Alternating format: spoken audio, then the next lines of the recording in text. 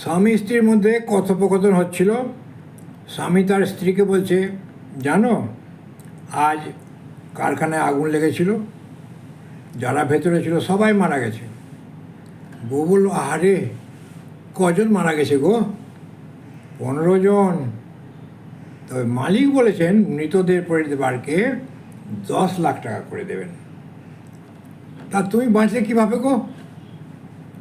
আমি যখন বিড়ি খেতে বাইরে গেলাম আর ঠিক তখনই আগুনটা লাগলো।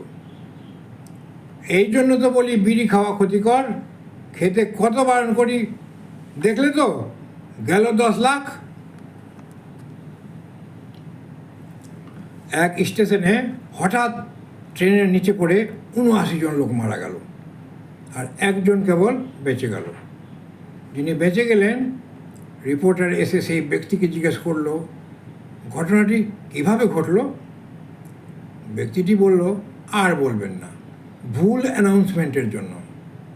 অ্যানাউন্স করেছিল রাজধানী এক্সপ্রেস প্ল্যাটফর্মে আসতে চলেছে, তাই সবাই ঘাবড়ে গিয়ে প্ল্যাটফর্ম থেকে রেল লাইনে নেমে পড়েছিল। অবশেষে ট্রেন প্ল্যাটফর্মে না এসে রেল লাইনে এসেছিল। রিপোর্টার বলল যে, তা আপনার দেখি বুদ্ধি ভালোই আছে, আপনি আর সকলের মতো রেল লাইনে না নেমে প্ল্যাটফর্মে কেন দাঁড়িয়েছিলেন? ব্যক্তিটি বলল, আরে না না, আমি তো আসলে আত্মহত্যা করতে এসেছিলাম, তাই অ্যানাউন্সমেন্ট শোনার পরে লাইন থেকে উঠে প্ল্যাটফর্মে এসে শুয়ে পড়েছিলাম।